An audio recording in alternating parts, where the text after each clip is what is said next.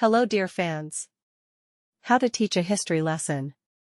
History lessons are usually structured according to the problem chronological principle, that is, various events are presented in a complex manner over a certain period of time. Each history lesson is a part of the educational process, completed in a semantic, temporal and organizational process. Necessary. Didactic aids, equipment. Instructions. Step 1.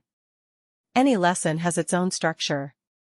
Usually, the lesson begins with checking the knowledge of the previous lesson, then a smooth transition to a new topic, learning new material, consolidating it and getting homework.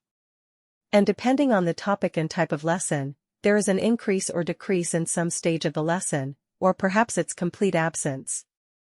Step 2. When drawing up a lesson plan, it is necessary to take into account that the lesson will be effective only if the content of the lesson and its methodology are interconnected.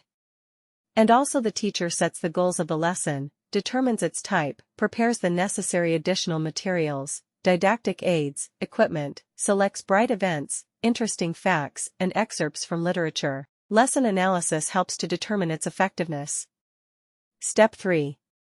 Also, in preparation for the lesson, tasks are set that reflect the methodology for conducting a specific lesson.